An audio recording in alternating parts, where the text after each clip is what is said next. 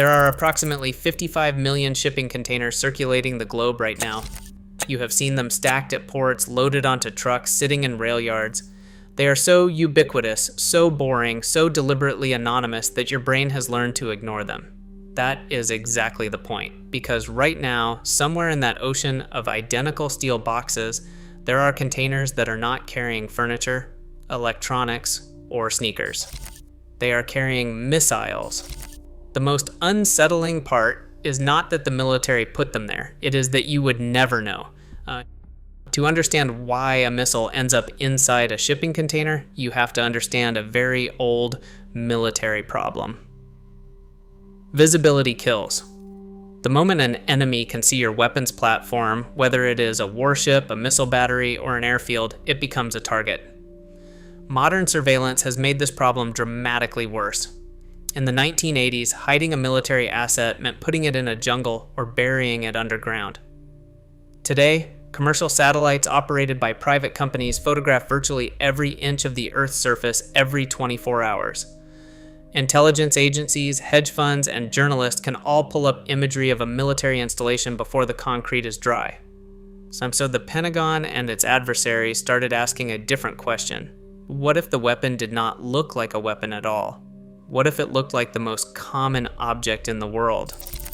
There are roughly 6,000 commercial cargo ships on the ocean at any given moment. Each one carries hundreds of containers. If you wanted to hide a weapon system in the global supply chain, you would not be hiding a needle in a haystack. You would be hiding a needle in a needle factory. The concept has a name. It is called Containerized Missile Systems, and the hardware is far more advanced than the idea sounds. The United States Navy has been developing what is known as the Typhon system, a ground-based launcher that fires Tomahawk cruise missiles and SM-6 interceptors. The entire system, including the launcher, fire control, and communications, fits inside a configuration that can be loaded onto a standard flatbed truck, or critically, staged to operate from a modified shipping container setup. The range of a Tomahawk is over 1,000 miles. That means a single containerized launcher positioned quietly at a friendly port in the Pacific could hold an adversary's naval base at risk without a single warship present. But the Americans are not alone in this thinking. Russia built a system called the Club K. It is perhaps the most chilling example of this concept ever made commercially available. The Club K is a complete cruise missile battery disguised inside a perfectly ordinary-looking 40-foot shipping container. From the outside, it is indistinguishable from the hundreds of millions of boxes moving through global trade. From the inside, it is a deployable strike system capable of hitting targets over 200 miles away. Russia did not just build it. They marketed it. They released a promotional video showing the container sitting peacefully in a port, then the roof splitting open and 4 missiles launching into the sky. Here is where the economics of the shipping industry make this strategy almost impossibly difficult to counter. Every single day, approximately 100,000 containers pass through major ports around the world. The United States Customs and Border Protection physically inspects less than 3% of them. This is not negligence, it is math. To inspect every container arriving at the Port of Los Angeles alone would require so many agents, so many hours, and so much specialized scanning equipment that global trade would grind to a complete halt. The entire architecture of modern commerce is built on the assumption that the box is what the manifest says it is. The military has understood something that most people have not. The shipping container is not just infrastructure, it is the world's most sophisticated anonymity system. It is a standardized, internationally recognized object that crosses sovereign borders, passes through customs checkpoints, and sits in civilian ports without anyone asking serious questions. It has diplomatic cover built into its design. Every container has a number, every number has a manifest.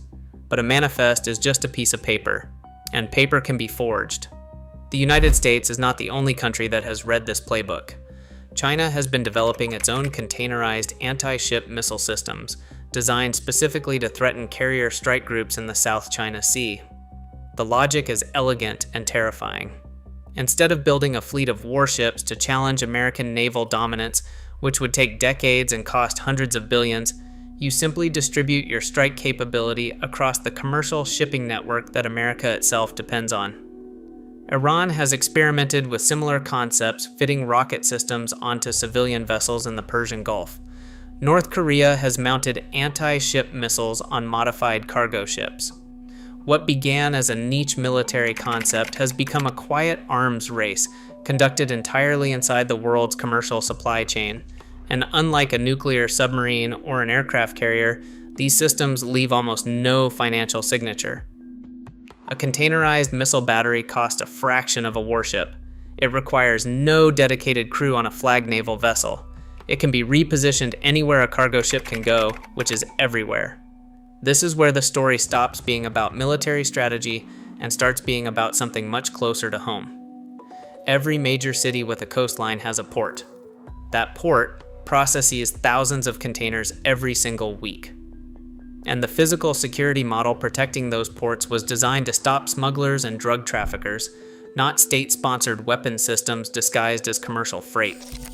The scanning technology used at most ports was built to find dense organic material, drugs, or radiological signatures. A conventional missile, sitting cold and inert inside a steel container with a falsified manifest, presents almost no detectable profile. Port security officials have known about this vulnerability for years. After the September 11th attacks, the Container Security Initiative was created specifically to push inspections upstream, checking boxes at the point of origin before they ever reach American shores. But the initiative relies on cooperation from foreign governments and customs authorities. In a world where the adversary is a state actor who controls their own ports and their own paperwork, that cooperation is precisely what you cannot assume. What the containerized missile represents is something more profound than a new weapon system. It is the military's acknowledgement that the line between commercial infrastructure and warfare has effectively disappeared. The same network that moves your online shopping order is now a potential deployment platform for cruise missiles. The same ports that unload consumer electronics are now potential forward operating bases. For decades, military strategists drew a clean line between the civilian world and the battlefield. That line is gone. The shipping container did not just revolutionize global trade, it quietly became one of the most strategically significant objects in modern warfare. And the most powerful thing about it is the same thing that made it so useful for commerce in the first place. Nobody looks twice. The box is boring. The box is everywhere. And that is exactly why it is dangerous.